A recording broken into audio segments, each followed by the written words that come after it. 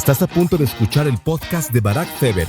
Los comentarios, el análisis, la acidez, la perspectiva, las opiniones, el estilo que solo tiene Barack. Si ya me hice con enemigos de mis antes compañeros de infortunio cruzazulinos tras el primer capítulo, bueno, ahora expando mis enemistades con aquellos aficionados de las Chivas Rayadas del Guadalajara. Así que, porque digo que Chivas no es un equipo grande desde mi opinión. Yo creo que jugar con puros futbolistas mexicanos no te hace grande, te hace popular. El podcast de Barack Feber. Hola, bienvenidos a La Grande Le Puse Cuca. Gracias por hacerme tu cómplice para matar el tiempo. Este es el capítulo 2 de mi podcast. Yo soy Barack Feber. En el capítulo 1, si es que lo escucharon, gracias, otra vez. Todavía no teníamos nombre, mucho menos Logan, así que aquello fue un piloto, un experimento. No le fue tan mal. No le fue aberrantemente desastroso. Lo suficientemente bien como para estar aquí otra vez. Y bueno, como ya les dije a quienes escucharon el episodio número 1, ahora a los del episodio número 2, muchas gracias por tomarse el tiempo realmente y por pensar que es valioso pasar los siguientes minutos escuchándome. Eso sí, una advertencia, así como en el primer capítulo respondía a la pregunta que creo que más me hacen, propios y extraños, sobre por qué dejé de irle a Cruz Azul. En este segundo capítulo tendré que abordar el tema de un equipo que causa, por supuesto, mucha polémica siempre. No es el América, no tanta como el América, pero es uno de los considerados grandes del fútbol mexicano. Para muchos, el más grande. Y me refiero a las Chivas. Así que, si ya me hice con enemigos de mis antes compañeros de infortunio cruzazulinos tras el primer capítulo, bueno, ahora expando mis enemistades con aquellos aficionados de las Chivas Rayadas del Guadalajara. Así que, en fin, si ustedes son aficionados de las Chivas y no son demasiado autocríticos con la realidad del equipo en los últimos años, quizás sea mejor pasar a escuchar el episodio número 1. Quédense por favor aquí en A la Grande Le Puse Cuca, pero váyanse a otro capítulo, o al 3 o al 4 si es que ya existen para cuando escuchen esto, porque esto no les va a gustar. Ahora, si son de las Chivas, pero son críticos y saben de qué pie cojea su equipo históricamente y en los últimos años, pues es un placer estar aquí para que ustedes puedan decir, en esto tiene razón, en esto no tanto, pero bueno, de eso se trata. Al final, a ver, tampoco soy tonto, ¿eh? Si empiezo a despotricar de Cruz Azul, de Chivas, al rato le toca a la América, a Universidad, me voy a quedar sin audiencia, pero mi lógica es la siguiente. Está bien, hay muchos aficionados del Cruz Azul, pero hay muchos más aficionados que no son de Cruz Azul, que además les encanta reírse del infortunio azul, así que compensaba hacer un podcast hablando sobre el tema del Cruz Azul, ¿no? Porque a una minoría, sí, importante, no le iba a gustar, pero a una mayoría probablemente sí. En cuanto a Guadalajara es un poco más delicado, porque si bien es el equipo, dicen, más popular de México, no sé si tenga más aficionados que el América. Seguramente en los últimos años han perdido terreno porque el América ha vuelto a ganar y a ser protagonista, cosa que no hacía hace mucho tiempo. El Guadalajara sigue en esa dinámica de ganar cada 10 años un título, ¿no? Entonces creo yo que Guadalajara no es el equipo con más aficionados, pero bueno, sí que puede ser el más popular y de eso hablaremos en los siguientes minutos. Así las cosas. Bienvenidos entonces a este capítulo número 2 de A la Grande Le Puse Cuca, titulado, todavía no tiene título, ya tiene título el podcast, pero el tema está claro, pero bueno, ya, cuando termine de grabar, trataremos de encontrar un título ad hoc y me comprometo que para el tercer capítulo del podcast, cuando empiece a grabar voy a ser lo suficientemente profesional como para ya tener por lo menos en la cabeza cuál va a ser el título de el siguiente podcast, pero bueno, ya es demasiado tarde ahora para ello. Iremos profesionalizando A la Grande Le Puse Cuca capítulo a capítulo. Sin más preámbulo, les decía yo entonces que tiene lógica, ¿no? Al final de cuentas que sí, que el Guadalajara, hablar mal del Guadalajara, pues te va a quitar y te va a enemistar con mucha gente. Pero al final de cuentas yo creo que hay más gente que no le va al Guadalajara de la que sí le va a las Chivas. Son muchísimos los que van a las Chivas, pero son más los que no le van a las Chivas. Y para todos ustedes que no le van a las Chivas, e insisto, para aquellos que sí le van a las Chivas, pero tienen un espíritu crítico hacia su equipo, pues para todos ustedes es este podcast. Mi primera pregunta que siempre me hago es una pregunta retórica, ¿eh? No espero sus respuestas, pero mándenme sus comentarios, por supuesto. ¿Por qué Chivas y no Guadalajara? Es decir, se le conoce las dos formas, pero el nombre con el que nos referimos primariamente al equipo es Chivas, ¿no? A ver, entiendo que es un nombre largo, el de Guadalajara, ¿no? No sé si por tan largo, de pronto nosotros que solemos ser muy flojos a la hora de pronunciar, optamos por Chivas, pero adoptar un mote tan despectivo como es el de Chivas, sin siquiera tomarse la molestia de reemplazarlo por Chivos, ¿no? Que es masculino y creo que sería mejor. A ver, con todo respeto, obviamente, no quiero pasar aquí como un machista y que empiece yo a hacer... De por sí, ya tengo encima a la gente de Cruz Azul, muy pronto a la de Chivas, si no es que ya tengo encima. Y ahora aquellos abanderados de la igualdad de género, que yo soy el primero, obviamente. Bueno, me refiero a que si es un equipo masculino, pues podrían ser los Chivos. Y el equipo femenino de las Chivas, pues perfecto, las Chivas, no sean sensibles al respecto, por favor. Entonces yo creo que se podrían llamar, por ejemplo, los Chivos o Cabras, ya si queremos que sea, porque no tiene nada de malo tampoco, ¿no? De ser un equipo de hombres y tener un nombre femenino. Las Águilas, por ejemplo, es uno de ellos, ¿no? Aunque lo de las Águilas es un tema más de semántica porque es el águila, las águilas. Pero no los voy a aburrir con ese tema que además desconozco. El caso es que podrían ser las Cabras de Guadalajara, ¿no? No es tan despectivo como Chivas. Es además un animal más poderoso, la cabra, que la chiva. Y de hecho es como nos referimos, ¿no? La gente más o menos educada a ese rumiante, ¿no? Cabra, no chivo. Pero bueno, siempre, la verdad, aunque parezca lo contrario, yo siempre he respetado, si bien no enaltecido tampoco, el hecho de que Chivas juegue con 11 futbolistas mexicanos. Eso me parece admirable, ¿no? Otra cosa es el sentido ético, ¿no? En otros países, esta filosofía creo yo que rayaría en discriminación de índole xenofóbica. Pero no vamos a ahondar en esto, no nos gusta a los mexicanos en general ahondar en este tema de la xenofobia, que es muy tácita, ¿no? Muy escondida, así que no seré yo el primero, al menos no de manera tan tajante, porque no creo que sea xenofobia, pero sí que tiene tintes de segregación, ¿no? Segregar a futbolistas extranjeros, en cualquier caso, en eso tenemos que estar de acuerdo, ha sido un negocio muy redituable para que este club, que por cierto, no olvidemos, fue fundado por belgas y franceses, por ello los colores, seguro que lo saben, ¿no? Azul, blanco y rojo, no por los belgas, sino por los franceses. Decía yo que esta política le ha permitido que Chivas, que el Guadalajara sea un negocio muy redituable, ¿no? Gracias a ello, el equipo de las Chivas Rayadas del Guadalajara tiene más aficionados que nadie, salvo el América, insisto, no sabemos. Históricamente más que nadie. Según los últimos censos, que siempre tienen margen de error, parece que el América ya le comió bastante terreno en ese sentido, pero si tomamos en cuenta los aficionados que hay también en los Estados Unidos, que son muchísimos, yo creo que Chivas sigue siendo el equipo mexicano con más aficionados. Y Chivas ha lucrado bastante con esta entrañable política porque no tendría tantos aficionados si no fuera porque juega solamente con mexicanos. Tendría algunos, tendría bastantes, es un equipo histórico, es un equipo que ha ganado, pero es un equipo por el cual una inmensa mayoría de la gente que apoya a las Chivas es por esta política de jugar solamente con mexicanos.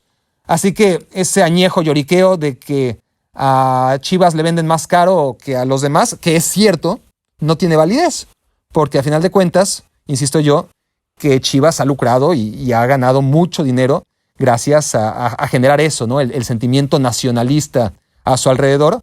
Y claro, eso tiene ventajas y desventajas, y una desventaja ciertamente es que el mercado se le reduce y comprar futbolistas mexicanos, que son los únicos que puede comprar, pues le salen más caros que a otro tipo de equipos.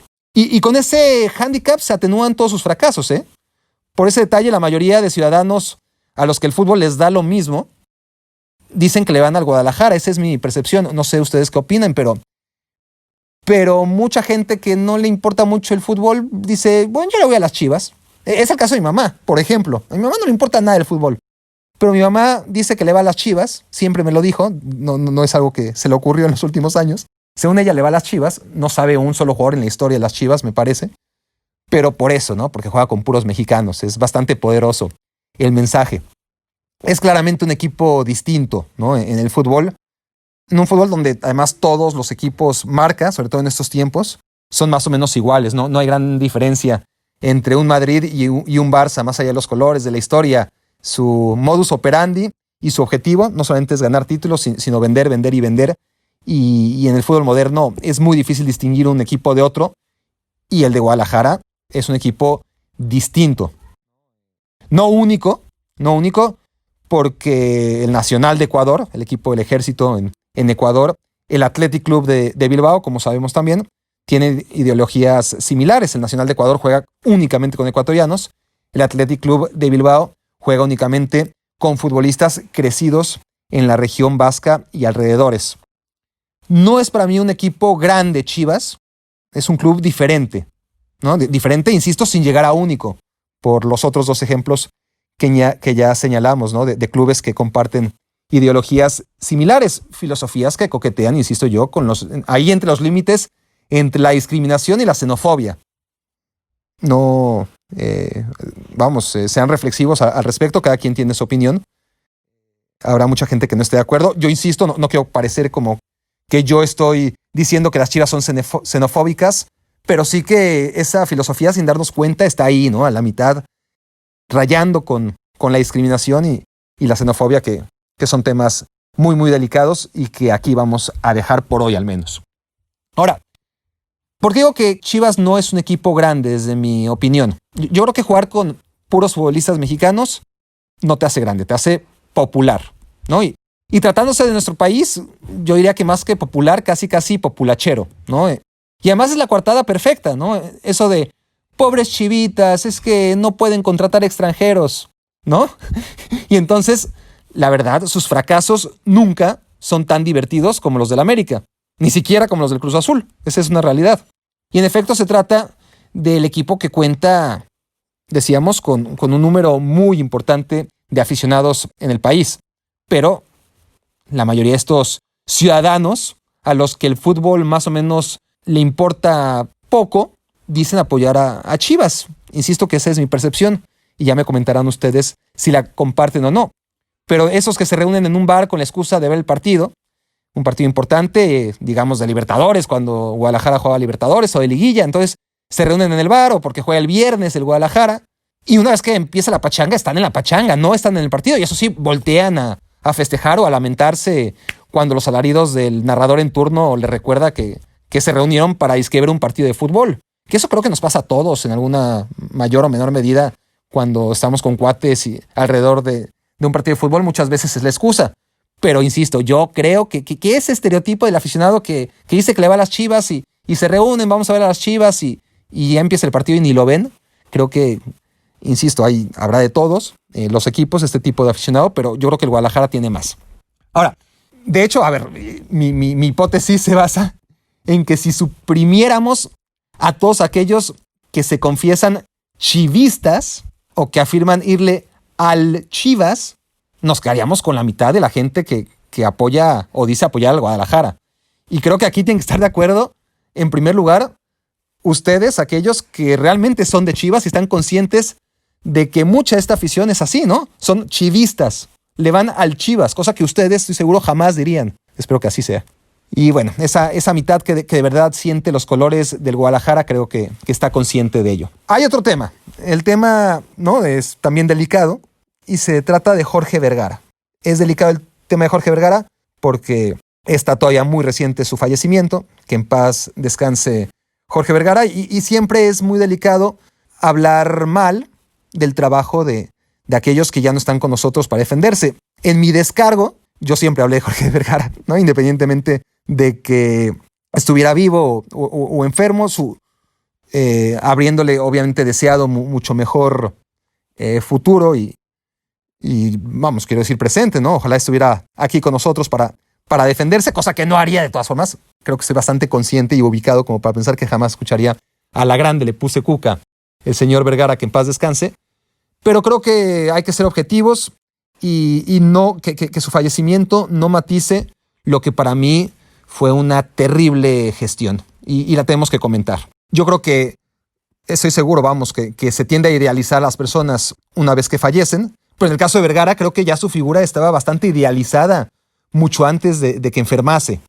Pero bueno, primero hablemos de las virtudes de Jorge Vergara, que no se las niego. Por supuesto que habría que estar en otra sintonía, ¿no? Totalmente ajena a la realidad de lo que eran las Chivas y lo que fueron y siguen siendo después de Jorge Vergara, como para negarle sus atributos, ¿no? A esa gestión. Relanzamiento de la marca Chivas es uno de ellos, el más importante.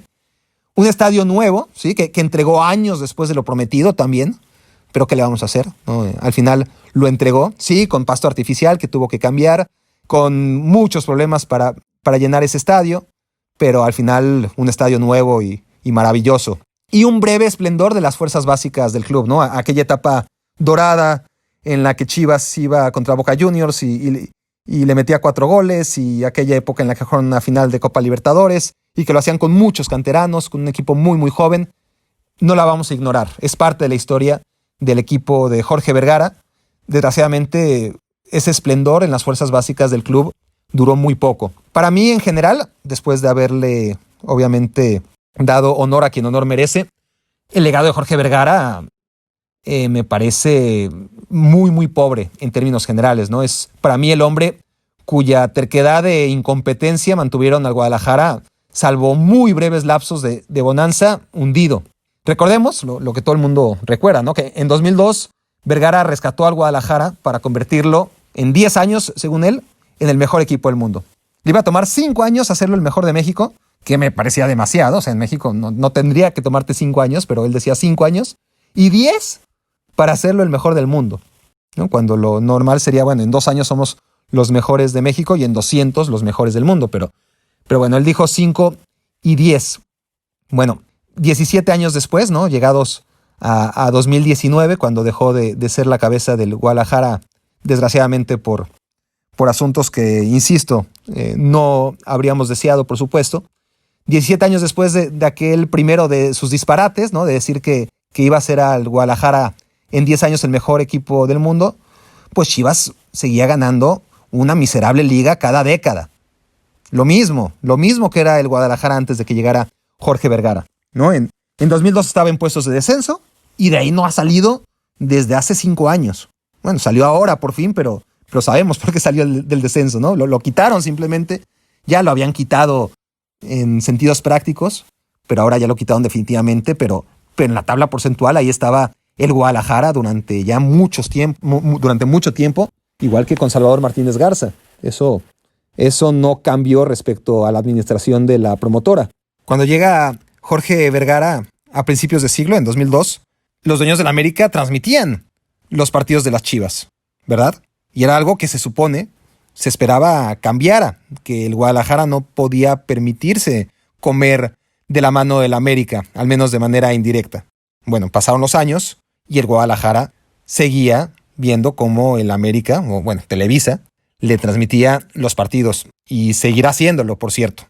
Más allá de que la fórmula ha cambiado, las Chivas siguen dependiendo mucho de los ingresos que le proporciona Televisa. Ahora, el fracaso de la fórmula Vergara traspasó fronteras, no lo olvidemos. Chivas China, que fue un fracaso que explotó incluso antes de nacer. Chivas USA, que es de lejos el peor fracaso en la historia de la MLS y quizás del deporte en los Estados Unidos. A esos niveles fue un verdadero desastre Chivas USA. Y Saprissa menos, se le tiene en buena consideración a Jorge Vergara en Costa Rica, pero tampoco fue una etapa demasiado exitosa, más allá de que eso sí, le tocó esa temporada en donde Saprissa hizo historia, ¿no? Metiéndose hasta semifinales del Mundial de Clubes. Ahora, en cuanto a su aportación a la Federación Mexicana de Fútbol, lejos de ofrecer un contrapeso en la histórica sumisión de los dueños del fútbol mexicano ante Televisa, el dueño de Chivas, la verdad, fue un patán más en la mesa, ¿no? Recordemos que fue el principal aval de la absurda designación de Sven-Göran Eriksson como entrenador del Tri, fue quien lo trajo, quien lo defendió, quien lo aguantó hasta que ya no se podía aguantar porque México no iba a ir al Mundial. Y más allá de eso, sus inoportunas y poco razonadas declaraciones, cuando Hugo Sánchez era el entrenador, después también un poco con la Volpe, luego con los que fueron llegando, con Chepo y compañía, ¿no? Sus declaraciones siempre condicionaron la estabilidad de una selección que no paró de cambiar técnicos a lo largo de 8 años muy tumultuosos, ¿no? Y Jorge Vergara, lejos de ayudar en estos 2 procesos mundialistas, fue parte importante del problema. Y para acabar, porque no quiero hacer un podcast de Jorge Vergara en estos momentos, ojalá haya mejor momento para hacerlo, pero obviamente en estos instantes todavía es muy sensible, ¿no? El asunto, pero su vínculo amoroso, ¿no? y posterior divorcio se llevaron entre las patas a un equipo que sigue pagando la factura, ¿no? de ese divorcio. Angélica Fuentes, a quien torpemente Vergara le ofreció todas las llaves del club, y Vergara tuvo esa misma desconsideración después cuando le da a un hijo que nunca había aparecido, de repente le da las llaves del club y la herencia del equipo, un hijo que al menos a la distancia nunca pareció Jorge Vergara demasiado preocupado para cuando llegara el traspaso de poderes. Pero para dejar descansar en paz a Jorge Vergara, nada más no olvidemos que su administración fue responsable del asqueroso fraude llamado Chivas TV. El hecho de que la mayor parte de los ingresos de Chivas llegara a través del dueño del América en conceptos de derecho de transmisión fue algo que degradó el superclásico nacional, ¿no? Con la prerrogativa de que el cliente manda, el Guadalajara jugó siempre a la hora que a Televisa le dio la gana. Y tras más de 20 años de subordinación, Jorge Vergara por fin había cumplido, o al menos eso parecía, ¿no? Siguiendo los pasos de Jesús Martínez, ¿no? Que no olvidemos, el presidente del Pachuca fue el primer dueño que se atrevió a rebelarse ante el totalitarismo ejercido por Televisa y TV Azteca. Claro, es más fácil ser valiente cuando tienes a tus espaldas protegiéndote a un tipo como Slim. Pero más allá de eso, el primero en dar el paso de empezar a divorciarse de las televisoras, o al menos ser libre de negociar con otras empresas, fue precisamente Grupo Pachuca. Pero parecía entonces que Jorge Vergara encontraba la manera de que su equipo saliera de Televisa. Y para empezar, Chivas TV vendía los partidos del Guadalajara, ¿no? Un producto que ya su calidad de por sí era más que cuestionable, ¿no? Porque el equipo estaba muy mal y encima los vendía a un precio prohibitivo, ¿no? Una tomadura de pelo que, por si no fuera suficiente, las transmisiones carecían de estándares primarios de calidad y tenían múltiples interrupciones, ¿no? Y lo imperdonable es que el Guadalajara lucrase durante una fase experimental de su canal cuando apenas lo lanzaron, sin estar preparados, sin darse cuenta que hacer televisión por streaming no se aprende en 2 días. Chivas, yo decía en ese momento que debía ofrecer su producto gratis durante 2 semanas, como hacen todos. O mejor, 1 mes, un torneo, 5 años, lo que hiciera falta para que dejaran de cajetearla, ¿no? Algo que no pasó, pero cayó por su propio peso. Más de Vergara, dije que iba a dejar descansar en paz y por supuesto que le deseo que descanse en paz y estoy consciente de que este podcast no va a alterar para nada en este sentido los días de Jorge Vergara en el cielo, pero no olvidemos que estamos hablando de la etapa moderna del Guadalajara, ¿no? La que vivieron y hemos vivido la mayoría de quienes estamos compartiendo los 3, 4. Bueno, creo que empezaron escuchando 3, 4 y quedas tú que me estás escuchando, gracias. Entonces, creo que a los dos lo que nos tocó realmente ha sido esto, ¿no? La etapa de Jorge Vergara. Y esta etapa tuvo cerca de 30 entrenadores despedidos en poquito más de 15 años, ¿no? Empezó con Daniel Guzmán, siguió con el Yayo de la Torre, no me voy a acordar de todos, pero Hans Westerhoff en 2 etapas, por cierto, Benjamín Galindo en 2 etapas. ¿Te acuerdas de Javier Ascargorta, del Chepo de la Torre, de Efraín Flores, de Omar Arellano, de Paco Ramírez, de Raúl Arias, del Güero Real, por supuesto, en sus 2 etapas, de Fernando Quirarte, de Nacho Ambriz, bueno, incluso hasta Alberto Coyote, ¿se acuerdan? Bueno, John Van Schip es otro. ¿Quién me falta? Bueno, Juan Carlos Ortega, que empezó como interino, pero acabó siendo entrenador del equipo. La verdad es que los franceses, que son los amos creadores de la guillotina, y también de las Chivas tendrían que estar orgullosos, ¿no? De esto, de la facilidad con la que el Guadalajara sacaba la guillotina antes de encontrar al técnico ideal, ¿no? Y por cierto, cuando encontró las Chivas a su técnico ideal, lo abandonaron. Esa es la realidad con el pelado Almeida. Ahora, no solamente entrenadores, estamos hablando de directores generales. A ver, empezó con Ibar Cisniega, ¿verdad? Siguió Frangi, el que luego anduvo en los Tecos, o antes andaba en los Tecos, ya ni sé, el que se parecía muchísimo a Fabiruchis. Pero bueno, Frangi, Cisniega, Néstor de la Torre, este señor que se llamaba Pedro Sáez, Lebrija, por supuesto, el doctor, saludos a la Totonilco, que me cae muy bien, pero ¿cómo va a ser presidente de Chivas? A Totonilco Ortega, la verdad. Johan Cruyff, Michel Leaño, que llegó con jóvenes ideas, igual que Rafa Puente, Del Río, pero bueno, no prosperó. Paco Palencia, una ensalada de locos, ¿no? O sea, vean los nombres que estoy diciendo de todo, ¿no? Jóvenes, viejos, con experiencias y experiencia, exfutbolistas, vividores, doctores. Bueno, una leyenda como Cruyff, un elenco ideal realmente para encerrarlos a todos en una casa, lo Big Brother. Yo eso sí lo pago por ver. Y no Chivas TV. ¿No? Durante una década estos, a ver, no todos fueron presidentes, pero cambiaba el cargo, ¿no? Eran como aquel que estaba un escalón por debajo de Jorge Vergara. Llámese presidente deportivo, vicepresidente de fútbol, director general, asesor ejecutivo, como quiera que fuera el cargo, ¿no? Mandamases del Club Guadalajara y en consecuencia desechos, todos, de Jorge Vergara. Y por cierto, el único al que nunca despidió fue el más tóxico y aberrante pelagatos de todos, ¿no? Ya saben a quién me refiero. A ese sí que no lo despidió hasta que llegó el hijo a hacerlo, pero tardaron demasiado. La mayor virtud de los 17 años de Jorge Vergara al frente del Guadalajara, para mí fue, ¿saben cuál? Saber contar siempre con la bendición de los líderes de opinión más populares y difíciles de ganarse en este país. José Ramón Fernández y David Faitelson estaban en su bolsillo. Supo manejarlos perfectamente y la crítica del resto del mundo siempre tuvo menos peso cuando José Ramón y Faitelson alababan siempre que podían la gestión de Jorge Vergara.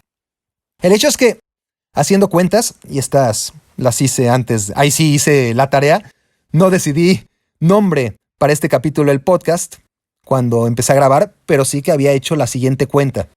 Porque partiendo de la apertura 2012, es decir, hace 8 añitos, si sumas todos los puntos que ha acumulado el América, sin incluir liguilla, que no sería justo, obviamente, estamos hablando solamente de torneo regular. La cantidad de puntos que ha sumado el América desde 2012 respecto al Guadalajara son, agárrense, espero que si están en el coche, que estén, quedamos que solo quedaba uno, ¿verdad? ¿Sigues ahí? Bueno, si estás en el coche, espero que estés en un semáforo o frena, porque te vas a ir de espaldas. El América ha sumado 150 puntos más que el Guadalajara en poco más de, ¿qué? 7 años. Bueno, cerrémoslo en 8.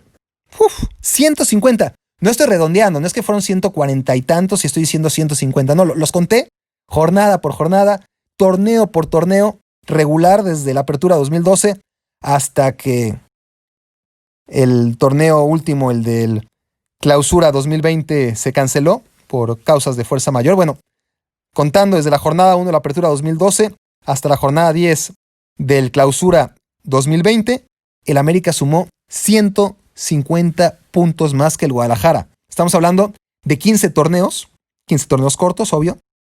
Entonces las cuentas salen a 10 puntos de diferencia por torneo. Esto el Guadalajara no se lo puede permitir, más allá de que estamos hablando también, para ser justos, de un periodo de gran bonanza americanista. Pero 150 puntos no te lo puedes permitir. Y uno de los grandes problemas del Guadalajara en este sentido ha sido, y nos tenemos que ir obviamente más atrás de 2012, ¿no? Estamos hablando de los últimos tiempos del Guadalajara. Claro, la dificultad económica en muchos momentos para traer futbolistas que están en su prime time, ¿no? En su mejor momento.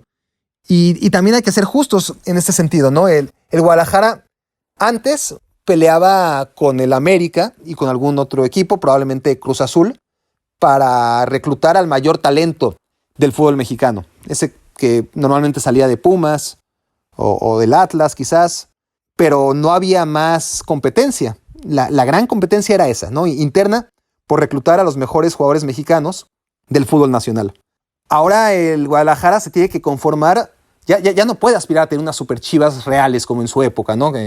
A 5, 6, 7 seleccionados como en esa última época de gloria, cuando estaba Ricardo Lavolpe, antes de la emigración, no masiva, pero sí cuantiosa de futbolistas mexicanos al extranjero.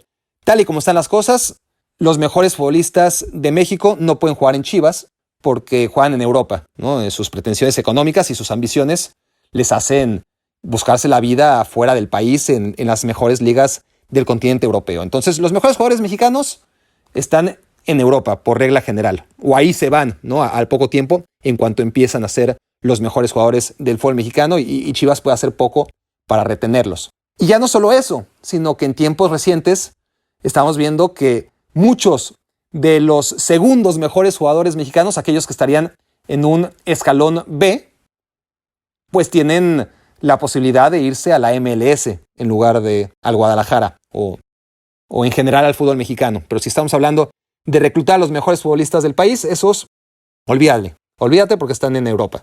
Si hablas de, bueno, aquellos que vienen regresando y todavía tienen algo que ofrecer, pues olvídate porque ya están acostumbrados a una calidad de vida en Europa interesante, por lo general, y la quieren replicar en los Estados Unidos, si no es que incluso mejorar su calidad de vida, más allá de la competencia deportiva, y es algo con lo que el Guadalajara tampoco puede competir.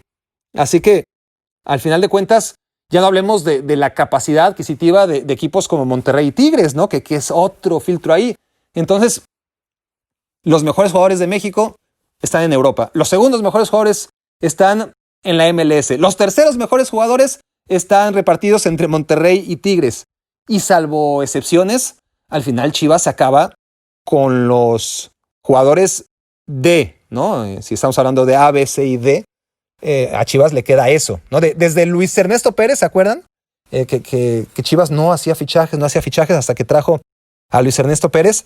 Pero siguiendo con, pasó con Jared Borgetti, pasó con Fernando Arce, ni hablar de Aldo de Nigris, inclusive Reina, Márquez Lugo, Molina, en tiempos más recientes, obviamente, el Gulli también, Gallito, Oribe Peralta. Son jugadores que le dieron los mejores años de sus carreras a otros clubes. Y eso no debería de pasar, ¿no? El Guadalajara debería, en un mundo ideal, haber tenido las mejores versiones de todos estos y no las tuvo. Tuvo ya cartuchos quemados. Hay excepciones, sí, ¿no? Conejito Brizuela llegó bien a una edad correcta y al final quizás no pudo explotar lo que se esperaba de él, pero fue una buena apuesta del Guadalajara. Al final no todas te van a salir ganadoras, porque si te salen ganadoras, igual y el jugador joven, como hablamos, se te escapa a Europa, ¿no? Pero bueno, excepciones la de Brizuela, la de Orbelín, que ya sabemos que acabó mal, pero era una apuesta en ese sentido de reclutar al talento joven antes de que explote y no cuando sea demasiado tarde. Pulido y Pizarro, que también ahora están en la MLS y sabemos la gestión de José Luis Higuera al respecto, pero bueno, es otro ejemplo de dos jugadores que llegaron en buen momento a Chivas, pero duraron lo que duraron. Ahora mismo no olvidemos a Alexis Vega, ¿no? Es uno de esos perfiles que Chivas necesitaría repetir, pero lo hace muy poco.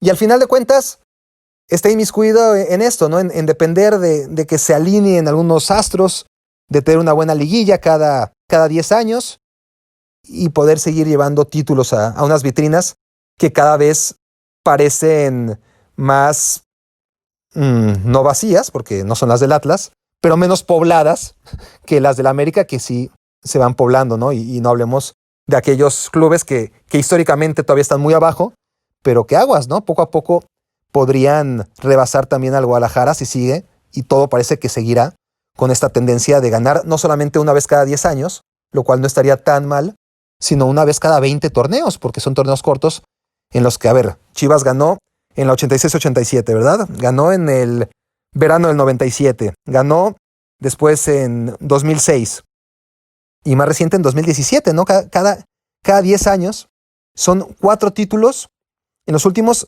75 campeonatos de liga, ¿no? Si tomamos en cuenta aquellos torneos largos desde que Chivas dejó de ser campeón, obviamente la década de los 60, la del campeonísimo, pero a partir de ahí los torneos largos más los cortos son 75 campeonatos de liga, de los cuales el Guadalajara ha ganado 4 y perdido 71, ¿no?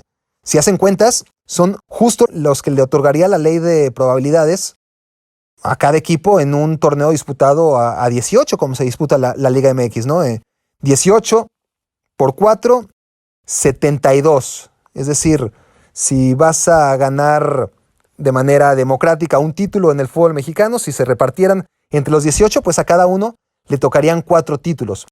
Y esto sin tabular presupuestos ni jerarquías. Es decir, al Guadalajara, más allá de que las matemáticas le deberían de dar esos 4 títulos a lo largo de 75 años, pues uno espera que debería de tener muchos más.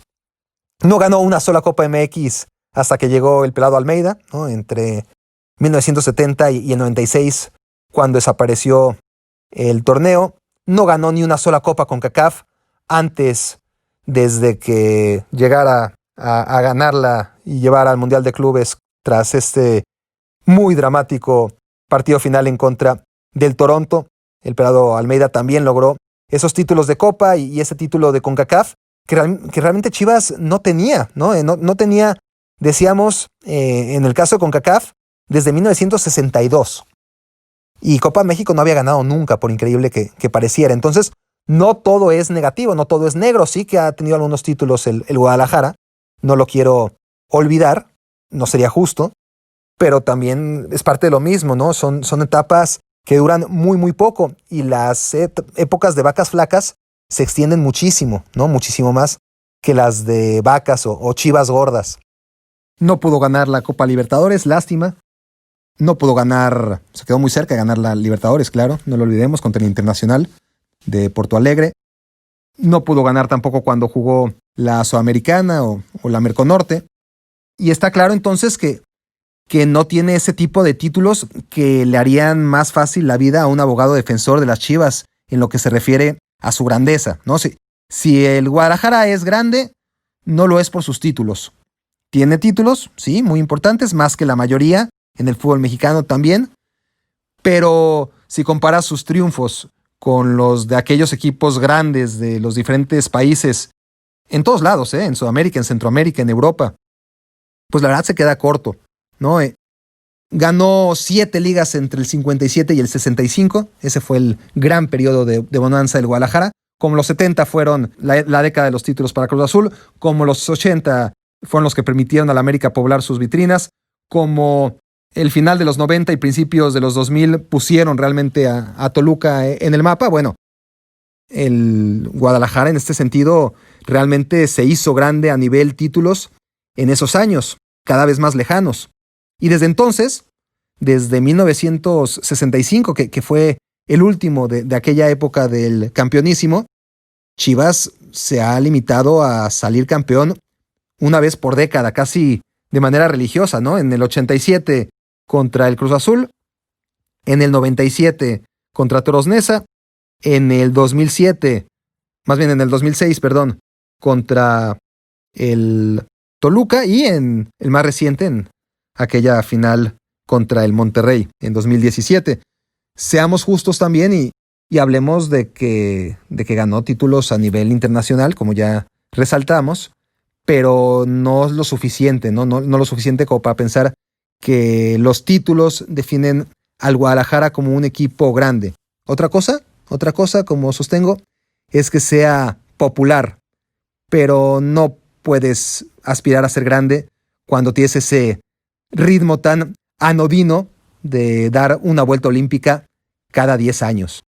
O sea, estamos hablando que, fíjense, para 2026, cuando México va a organizar la Copa del Mundo, bueno, cuando el comité organizador de Estados Unidos 2026 le ceda la administración de 10 partidos a México, solo para ese entonces, ese lejano entonces, podemos vislumbrar que Chivas, si sigue con esa tendencia, volverá a ser campeón y ganará su 13ª estrella. Y un equipo grande no debería esperar tanto, no todas las décadas. Es decir, Un equipo grande puede perder, que quede claro. Por supuesto que puede caer en crisis, puede incluso descender porque ha pasado. Pero nunca, un equipo grande nunca se pierde por décadas entre la medianía del montón. Y si lo hace, como ha pasado, pues sencillamente hay que decir que deja de ser grande. Como el San Etienne, como el Genoa, como otros tantos. En fin, esto fue A la Grande le puse Cuca. Gracias por hacerme tu cómplice para matar el tiempo y te espero aquí en el próximo episodio. Escuchaste el podcast de Barack Feber. Toda la información de los deportes con un toque de Barack.